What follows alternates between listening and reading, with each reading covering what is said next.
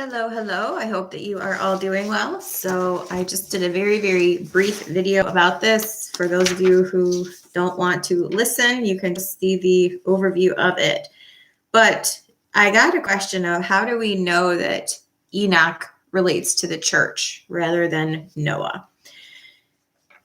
And this comes from the basic premise established in Genesis 5.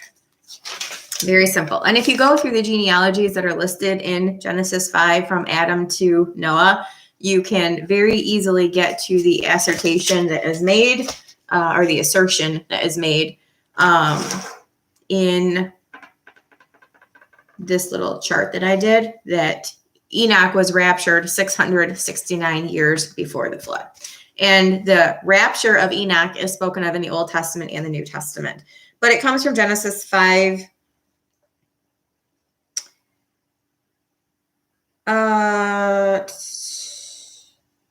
5:21 will start. Enoch lived 60 and 5 years and begat Methuselah. So he was 65 years when Methuselah was born. Enoch walked with God. He begat Methuselah 300 years and begat sons and daughters. So he was 65 when Methuselah was born, and then he lived for another 300 years.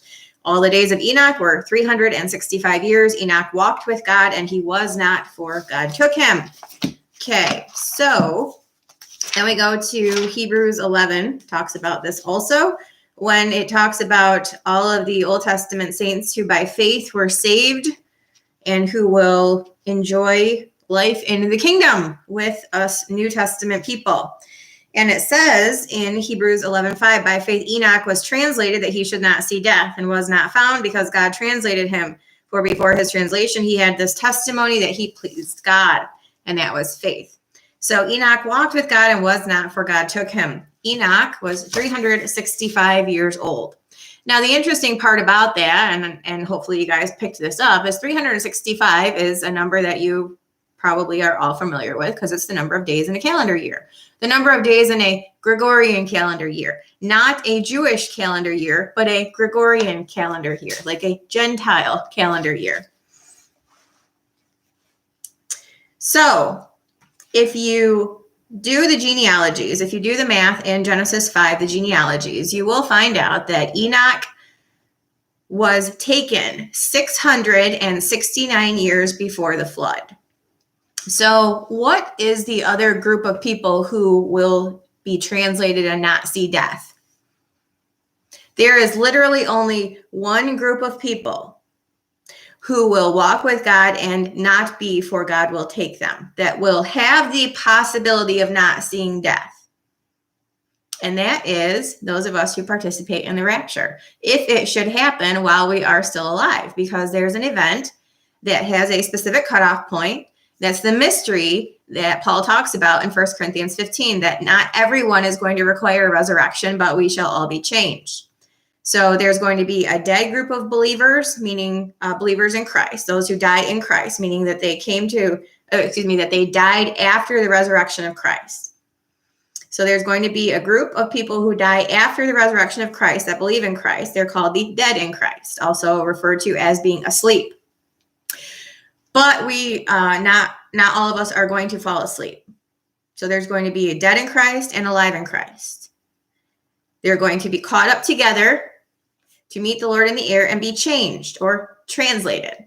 And some of them will not see death. Again, that's the mystery that Paul talks about in 1 Corinthians 15. Behold, I show you a mystery. We shall not all sleep, but we shall all be changed. In the moment, in the twinkling of an eye, at the last trump, for the trumpet shall sound, the dead shall be raised incorruptible, and we shall be changed. So essentially, that is saying the exact same thing is going to happen to a group of people who shall not see death, but they will be changed, just like Enoch. So does the Bible come out and say the church equals Enoch? No, it doesn't. But if you look at what happened to him and you look at what happens to another group of people, there's only one other group of people who that condition could apply to. And that would be the alive in Christ during the present dispensation at the moment of the event, which is familiarly known as the rapture of the church. There's literally the only other group of people to whom that could apply. But there is another group of people to whom that could apply, and it is those who are alive in Christ at the moment of the rapture. They will be translated or changed, and they will not see death. They walk with God and will not be, for God will take them. That is literally exactly what the rapture of the church is. So Enoch's rapture was 669 years before the flood. Noah was 600 when the flood came. So that means that Enoch was raptured 69 years before Noah was born. That means the life of Enoch and the life of Noah had nothing to do with one another. Now, why is that 69 important? 70 weeks are determined upon thy people and upon thy holy city to finish the transgression, to make an end of sins, to make reconciliation for iniquity. Know therefore and understand that from the going forth of the commandment to restore and to build Jerusalem unto the Messiah the Prince, shall be 7 weeks and 62 weeks. 69 is the number of weeks that have elapsed from the 70 weeks prophecy that also had nothing to do with the church because they came before the church was begotten. And I say they came before the church was begotten because the church is a result of the cross and the resurrection of Christ. The church was not born until the present dispensation existed, which is under the new covenant.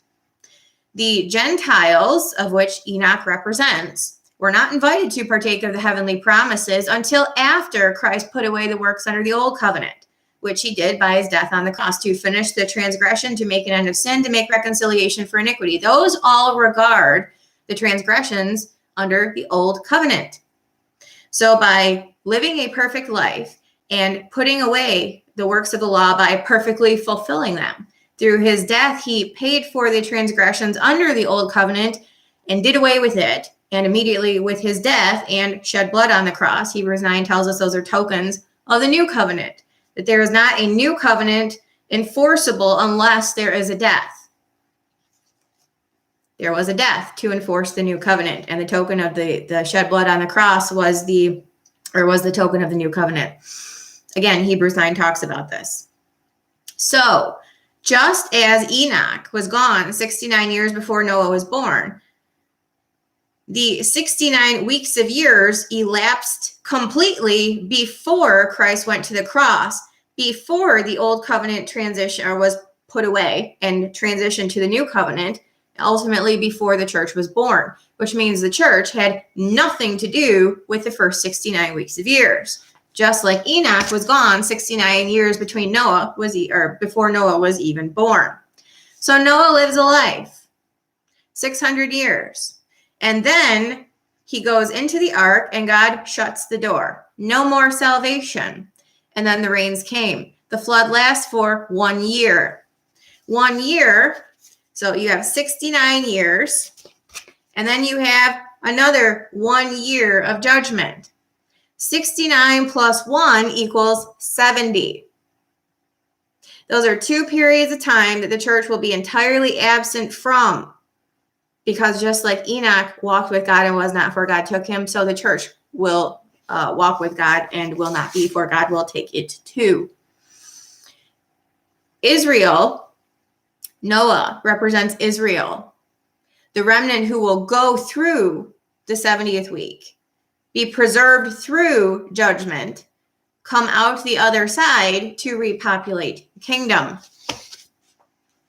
So this is what the days of Noah represent, is a period of time absent the church, or where the church is absent, which relates only to Israel, the judgment of Israel, the salvation of Israel, and Israel sitting atop the nations in the kingdom after the period of judgment is over to repopulate the earth. And that is what you see in the Old Testament prophets. Isaiah talks about this, specifically in chapter 60 through 66, that it will be Israel-centric from the removal of the church at the rapture forward. Enoch was absent from all of it, the first 69 and the last 1. The church didn't exist for the first 69, and it will be absent for the last 1. This is the overview of that. If you have any questions or comments or feedback, let me know. But it is fairly simple. And we have just gotten so used to hearing this buzz phrase, as I believe it was called by one of my subscribers, Helen Ann. We've gotten so used to saying this that we don't even know how out of context we're saying it. And to be quite honest, this is one of the very specific ways we get off course by generalizing something that is entirely meant to be specific. It's specific because it relates to a very specific period of time with a very specific outcome, affecting a very specific group of people. Read the book of Revelation. And we start generalizing and saying we're in the days of Noah. Okay, well, that means you forgot all about Enoch having been removed before Noah even existed by a long time. And then you forget that Noah lived for a long time. So if you're going to remove the specificity of that, of Jesus' intent, talking about the days of Noah, you're going to remove the specificity with which he was talking about that, and you're going to generalize it. How long would you then say the days of Noah will last? And what part of the days of Noah are we in? Because Noah lived for 600 years before the flood, and then it lasted for a year, and then he lived for a couple hundred years after that. So the days of Noah are about 800 years long, 700, 800 years long. Do we have that much longer to wait before the rapture? Absolutely not.